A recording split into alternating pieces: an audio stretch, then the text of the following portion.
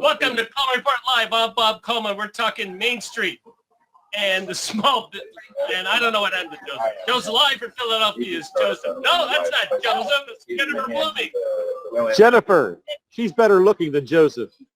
Oh, I was going to say that was a wise choice on our part, swapping out Jennifer for Joseph. Jennifer, can you hear us? Chuck, Put this on. Jennifer, I was saying that was a wise choice, swapping out you for Joseph. Excellent programming. Thank you. Tell us about it. What's going on in Philadelphia? Well, we have a lot of people here. It's over 250. So, you know, for our first time out of the gate here this summer, it's pretty good. People are amped to be back in person. The sessions are going great. We've got 250 in person and 90 plus virtually. So quite a big crowd. Good. It's going well. We had an SBA headquarters update this morning. Went really well. Diana, John Miller, you know, the whole crew. How is SBA doing their presentations? Are they doing virtually? Are they doing it in person? It's a combination. So Diana and John were virtual, as well as Rosemary, but Marty, as well as Dan Pish of International Trade and Linda Riley were all here in person. How are the attendees taking the new format? I assume this is going to be the new normal, where we will have live presentations as well as live streaming. What type of feedback are you receiving? Well, so far from here, the feedback has been pretty good. You know, I'm interested in seeing the surveys. We have people completing them after each session, so I'm interested to see what the feedback has been. Every session, including breakouts, has a mix of virtual and in-person presenters, but from what I have seen, they've gone pretty well. You know, in terms of the dialogue and the back and forth, the attendees can all see each other as well, so it's worked well. How is the experience different for those attending in person versus those sitting at their desk out of their office / home? You know, we try to make it as closely related as possible. You know, what we're sitting in right now is a virtual kind of a selfie / live room setup. So our attendees at home can jump in and see the live exhibit hall in action, and our vendors and all of our attendees can jump in here and talk to them live. So, you know, they don't miss out on some of that networking, you know, that they miss out from being in person. Last question. I know that you have a new product. We're supporting you on that. If I'm not registered for the conference, am I able to view anything through your app? Tell us a little bit just how that works. And if I want to attend MAUC virtually, do I need the app? Just tell me what the services that you have for the lenders. Yeah, I mean, you can always download the Eventfully Yours Events app, which will have all of our conferences on it. Of course, you don't get access to the conference unless you've registered for the conference. So materials and all of that will be, you know, really just available for registered attendees. The MAUC conference, go ahead. I'm sorry. If I've registered, am I getting it on the app? How do I watch it? Do I watch it on the phone, through the computer? Do I have the option? Oh. What do you recommend? You have the option, yeah. So when you register, whether you're in person or not, you always have the option to watch the sessions, you know, on the app, either on your mobile device or on your computer. They will, depending on the session, some will be recorded and available for later viewing. You have to get permission from the SBA for any that have included SBA presenters to make them available later. But for all the other ones, we'll make available soon after. Very good. Well, Jennifer, good for you for putting this on. It's been a while since we've done one of those. I'm hearing good feedback on it, so good for you. And let's stay in touch, and let's make sure we get you in next week or next couple weeks as a wrap up. All right? Okay, sounds good. I'll pass this back over to Chuck. Thank you very much, Jim. Hey, you guys. All right. Well, Chuck, give me your overall impressions. I want to know atmosphere. What's the atmosphere there? I am excited, and there's an excitement here, and the reason I think is, you know, we've all been dying to get out and get back into these types of conferences. You know, I'm preaching to the choir with you two, but, you know, we as an industry have to support the educational aspects of SBA lending, and this is how you do it. You do it well. These conferences are done well, and whether they're virtual or in person, we got to keep it going. Chris, I know I sense that's the same thing all. Don't you think, Chris? Absolutely. Yeah. Unfortunately, we don't have anybody there at the conference right now, but yeah, we'll be at the Midwestern. We'll be at other places. What do we got? Mid-America Lenders Conference coming up in September. That's going to be a good size one. We'll see you down there for sure. Lance is going to be there, I think. All right, well, let's shift gears. Let's talk about content, All right, Chuck. I'm going to say goodbye. Hey, Chuck, thank you for stopping by. Chuck with Windsor Advantage. Let's have you on next week and give a recap as well, please, Chuck. Absolutely. See you guys. Okay, thanks for stopping by. Yeah. Thanks, Chuck. All right, let's get into the content, Joseph. What's the big news from this morning? Can you guys hear me with the mask, or should I take it off? Okay, good. It's your call. Hear you fine. It's your call. Okay. The big news is what John Miller said. He said that there shouldn't be any funding issues, even though that 7A is currently at $24 billion, and that's up from $16 billion in fiscal year 2020 at the same time. He also said 504 has already surpassed the total last year. They're tracking it daily. That was the big news, is that they should be okay through September 30th. I think Jennifer said that they reported that virtually, which was a little clunky at first, but we all got the point. It was a big Zoom meeting, and we were a part of it, so it was pretty cool, actually. Is the administrator going to have to exert her authority by increasing it, or are they simply they're going to run to what the budget was projected for 2021? Yeah, specifically, he didn't get into that. He doesn't seem to think that's going to be an issue, but that is a nice thing to have. Again, they're tracking it, and he says exactly what it says. There should be no funding issues through the end of the fiscal year. So did he talk about what he expected for 2022? He did not. He quickly couldn't figure out his graphs, and he didn't get into 2022. So Chris? Yeah. Then let's go to Chris. What do you expect for 2022, Chris? I think I haven't seen anything on the president's budget yet. No, I'm not. I'm talking about your shop in general. What do you think, you guys? What do we think in terms of running out of funds between now and September, or next year? No. I'm talking about next year. What's your budget percentage-wise? How bullish are you on 7A and 504 next year? That's my question. I'm pretty bullish on it, actually. I think it's a good time. I think, the big wild card, of course, is the Delta variant, and if that continues to weigh on people's confidence levels. But I'm expecting SBA is going to have a big year for the next fiscal year. Have you adjusted your credit underwriting criteria, your credit box for Delta, or is it just business as usual?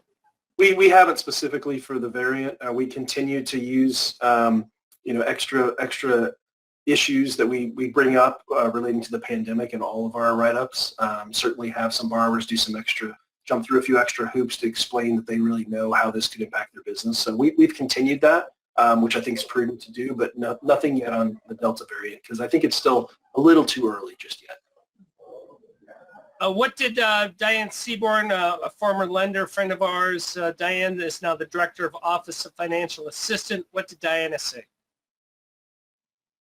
She said that the Restaurant Revitalization Fund is completely over with, and they had $72 billion in applications that funded 28.5. She said with the current political activity with Afghanistan, it's probably not going to be talked about or replenished for a while for the meantime. So how do those two tie together? I'm confused. She just said it's going to be a busy time in Washington, and this is going to be pushed to the back burner. In other words, that's number one, and they're not too worried. They're not giving a good hard look at this right now. Right now, they're focused on foreign affairs. We'll leave it at that. Forgiveness data. Go ahead. Yeah, she said that 1,200 lenders have enrolled with an estimated 300,000 applications submitted. It's working smooth. Everyone I've talked to seems to be pretty happy with the rollout. Very few technical glitches, which is great to hear from everyone in this room, and then also we hear it from Lance all the time, and he's happy with that as well. So, and I think Delaney gave us some of the data. Yeah. So here's the current data. Lenders who are using their own portal, or did that come up at all? No, it was a quick brief, basically saying how much Diana was very happy with the rollout, and that the lenders are participating, and the technical glitches are very few. So. All right, so who made this chart? Delaney made this chart.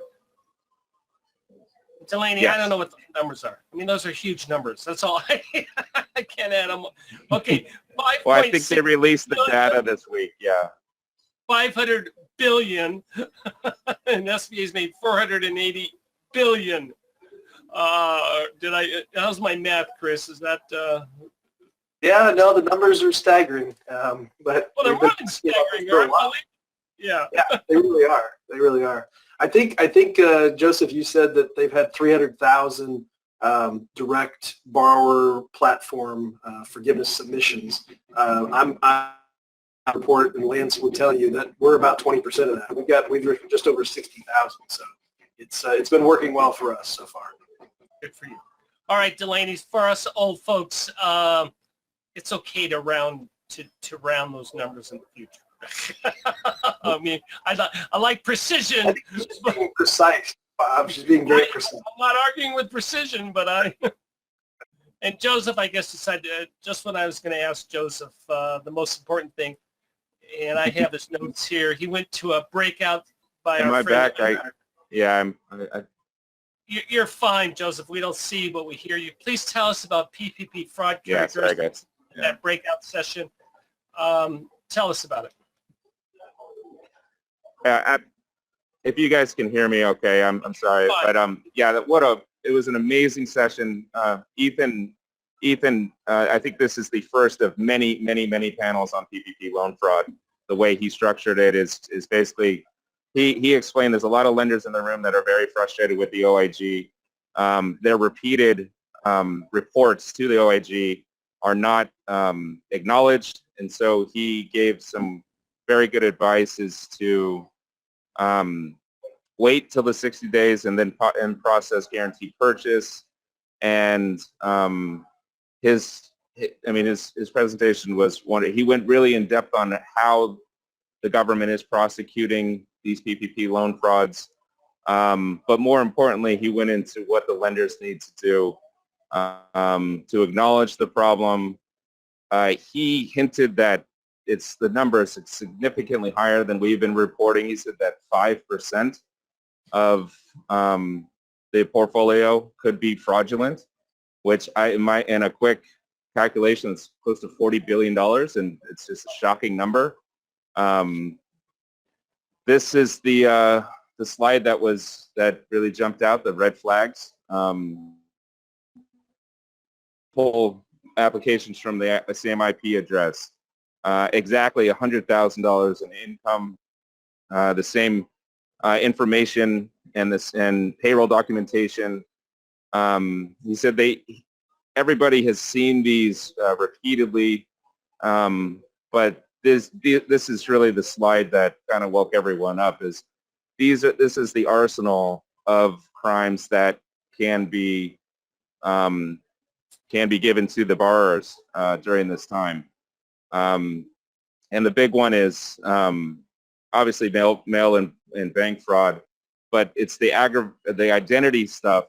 He mentioned that there's a minimum 2-year sentence for aggravated identity fraud, and that goes back to the 80s with the drug crimes and everything, but they're using that quite frequently because that is rampant. So, and then to get the Lamborghinis and all the Rolexes back, the criminal forfeiture is also another useful tool that they're using as well.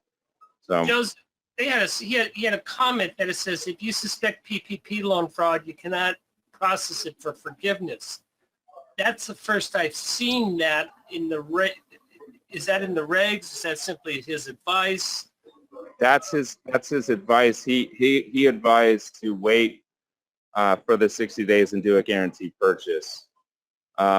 Because what people are doing now is after the lenders are waiting, then it's easier to catch and notify OIG. He said if you do see resubmissions of fraudulent activity, obviously notify the OIG right away.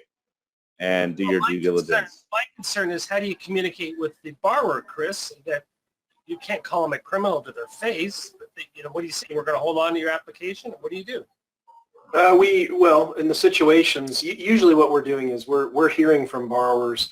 They'll claim that there's been some identity theft and they've never submitted on behalf of themselves, and yet they're obligated on this note, and they want to know what they can do. And those are the ones we're reporting to, of course, and telling them that they'll hear from us. I guess what the guy or the gal, let's be equal here. The gal drives up in her Lamborghini with her nice new Rolex and drops off paperwork. What do you do? I mean, that's red flags, but you can't say, well, Ethan's saying hold off for 60 days. What do you do, Chris? I think if you suspect fraud, obviously you report it to OIG, and you see where we go with things. And, if the borrowers pass their deferment window, which is what's coming up next month, I mean, you start to charge them the P&I and see what happens. And if they don't pay, then yeah, within 60 days, if you're past 60 days, then you submit for a guarantee purchase. Just because someone, I know it's hard to believe, but some people actually legitimately earned their Lamborghinis. Probably not through PPP, I understand, but I don't think you can necessarily, Bob, immediately say just because they show up in a Lamborghini and drop off their forgiveness. I'm not. That's what I'm saying. I said, what do we do? I just want to pull you back from that a little bit. 9 times out of 10, it probably is fraud. But no, I'm not. Okay. I'm all for Lamborghinis. What the last comment is the statute of limitations being 10 years. He just simply said keep your files. Keep them for a while because you never know what's going to happen, and it's going to be a long process to get rid of all this. What's the most common charge that the prosecutors, the OIG, is going after on these borrowers of your checklist? The mail and wire fraud and bank fraud. And what is fraud exactly? Can you be specific? It's falsifying documents and using. You said there's. I'm sorry. Fine, Joseph. There's. He said there's a lot of false identification going on. There's a lot of social security numbers that they would change the last number. And so it's relatively easy to figure out these fraudulent applications because there's so many of them. I mean, we have a Fraud Friday for a reason every week, and we're very busy with that. So this is going to keep us busy for a while. And he was saying the aggravated identity fraud, it's a mandatory 2-year sentence, and that's what they're going after, right? So when you do hear the longer sentences up to 6 years or 5 years, that's usually because the aggravated identity theft is included in that. And so that's why the sentences are longer than. Joseph, so I want everyone to see. The identity theft includes changing social security, changing date of birth, changing driver's license number, or ID number. So that's what I'm sorry. Yeah. There you go. One more. Oh. I think that's in the notes for the script, guys. So. Okay, fine. Yeah. All right, so go over this real quick. And so the red flags are, go ahead and we talked about those. What's the deal with geographical discrepancies? That was just the last part of it. He said there's a lot of borrowers that will go after a lender in Florida and then go after a lender in New York, and hopefully they won't catch it in their system. So and also it's the businesses, they're changing the state names and getting creative in all sorts of different ways. So. Very good. Well, that's obviously a big story that we're going to be following. Chris, I'm going to give you the last word. What are your comments? I'd like to know your comments about the PPP fraud and also about the conference. What's your impression of what's going on in Philadelphia? Well, I'm glad that people are out and going to the conference in person, and I'm also happy that if people aren't comfortable, they're doing it virtually. These are things we wouldn't have done years ago, so I think it's good to have those options. I look forward to getting to a conference here soon. I don't think I have any until October, but I'll get to that soon. In terms of the fraud, I mean, I think this is, Ethan was spot on these. I had pages worth of red flags that our team looked at throughout this whole process. So I totally get it, and it's always frustrating when you spend a lot of time and you get to the end and you realize that this borrower's tried to defraud the government and us as a lender. But I would caution people, as I told my team oftentimes, just because we have one red flag does not necessarily mean it's a fraudulent. All red flag means stop and assess. Yep, exactly. We always said we give them the benefit of the doubt unless there's more than one, and then we start to really dig. All it means is stop and assess. That's all it means. Very good.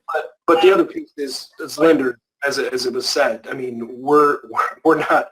We may be on the front lines to try to identify some fraud, but it's not our job to go and obviously go after these folks. That's what OIG and others in law enforcement are there. Department of Justice, absolutely. Joseph, what are your plans? You will be on tomorrow, same time? Yeah, I'll be here tomorrow, 1 o'clock, and we'll wrap up the show. So just one last thing. I met Guidehouse and the new FTA folks, and they're already starting the process. They said that the list of secondary market lenders is pretty out of date, so they're updating that. I said Coleman was around for a long time, and so it was nice to meet those folks and see a lot of the old friends. So, well, very good. All around, very good. Yes. Well, let's get a couple more people on next for tomorrow. Good job. Enjoy yourself. Chris, as always, thank you very much for your time. I know you're very, very busy. Thanks, and guys. Thank you, everyone, for joining us today for Coleman Report Live and for supporting America's Main Street. One entrepreneur. We get some cheesecake, Joseph. Thank you, everyone. Cheesesteak, sorry. All right. Cheesecake. Oh, cheesecake works.